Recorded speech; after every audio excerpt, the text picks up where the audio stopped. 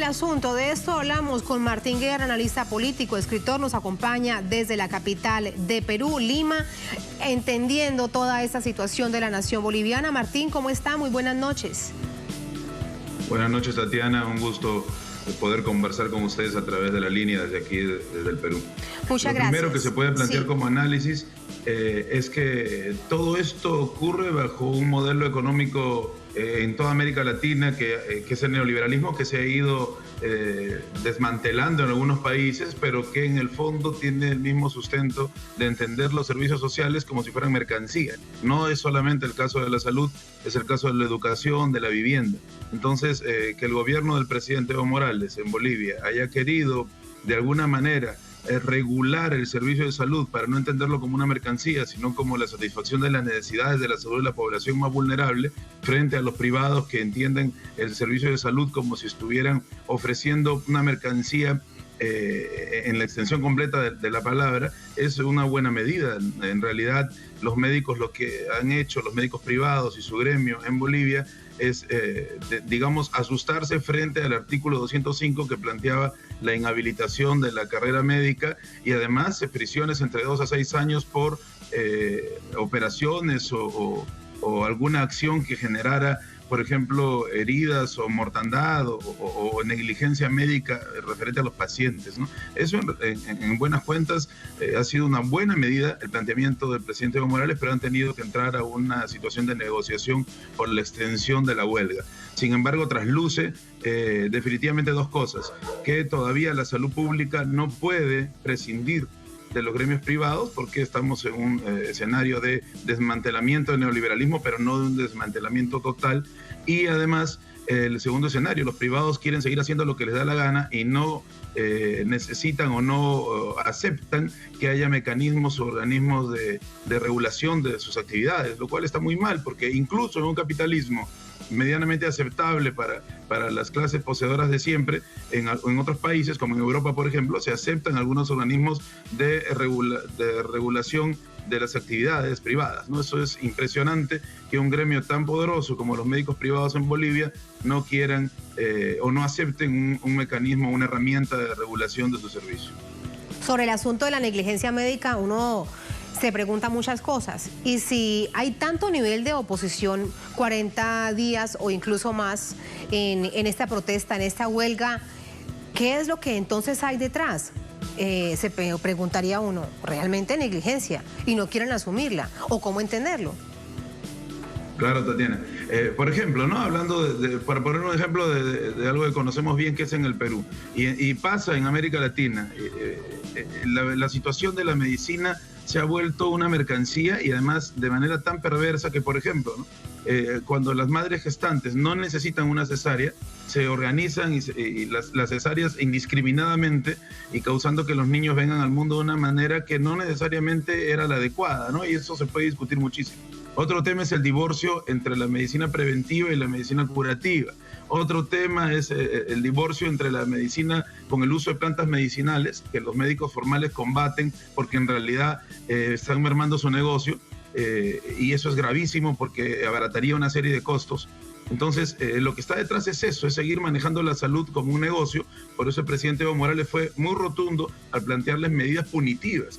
¿Qué tiene de malo poder sancionar a los médicos que ocasionan muertes con la mala práctica médica?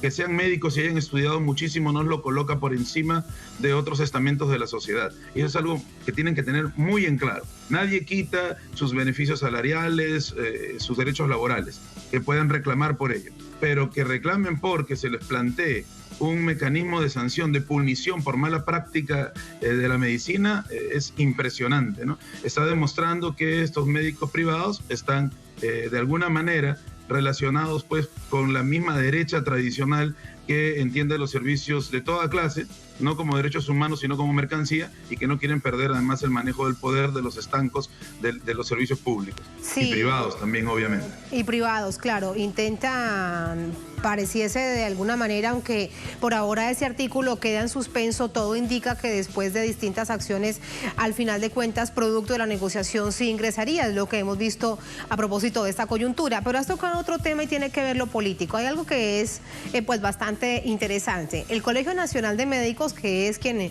está prácticamente liderando esta huelga, cuando uno entra a su portal en internet, la primera noticia tiene que ver con una supuesta crisis en Venezuela. Por eso lo que también uno se pregunta es qué tanto o qué mucho tiene de política esta huelga.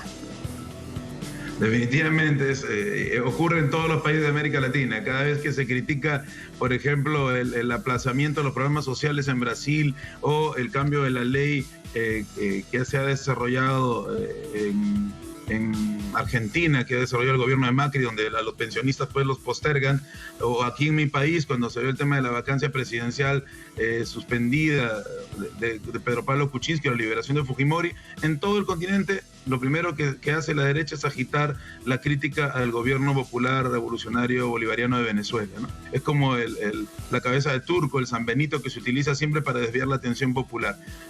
Y bueno, a pesar de todo, el gobierno bolivariano de Venezuela continúa con sus mejoras laborales, sus mejoras en las misiones sociales, mientras que vemos que los gobiernos neoliberales se quiebran y sus representantes en gobiernos populares como en Bolivia, por ejemplo, los médicos del gremio privado, lo primero que hacen es asustar con el tema de los cambios que pueden haber en la salud y comparándolo con los supuestos problemas en Venezuela. Eso hay que descartarlo totalmente y sí afirmar lo que tú muy bien dices, que hay ahí una relación política definitivamente. El antivenezolanismo está necesariamente ligado con las labores golpistas o de boicot que hace la derecha en todos nuestros países.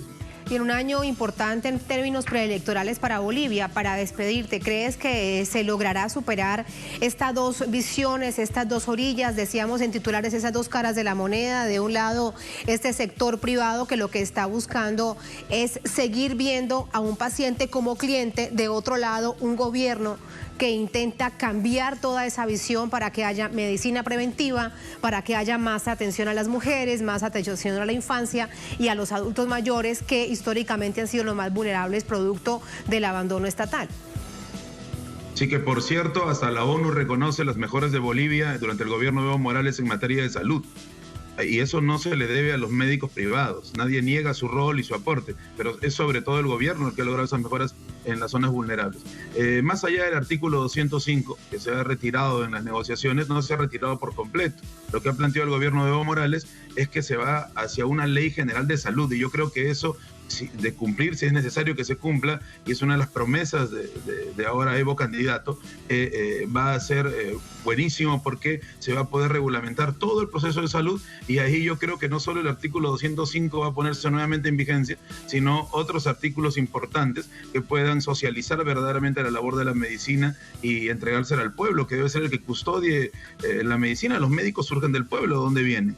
Por lo tanto, este criterio de querer elitizar las decisiones médicas solo al gremio de los médicos es una vez más el pensamiento neoliberal que enajena las soluciones de los problemas o conflictos que puede darse en el pueblo, incluye salud, educación, vivienda, etcétera, en las alturas, ¿no? En las esferas de los plutócratas de siempre. Yo creo que la cosa se va a solucionar. Está bien que el gobierno entre en negociaciones con los gremios, para eso es un gobierno, pero debe irse hacia la Ley General de Salud para poder poner todos estos temas nuevamente sobre la mesa y que al final el beneficiado sea el pueblo, con mejoras en la medicina, socialización de la medicina y socialización de la ciencia médica. Porque si la ciencia médica sigue perteneciendo a las élites, el problema solamente se va a tapar y va a reventar en algún momento. Lograr ese principio de la salud universal. Muchas gracias, Martín, por ese análisis. Muy buenas noches, un placer. Buenas noches. Gracias. Muy buenas noches, gracias a usted. Y aquí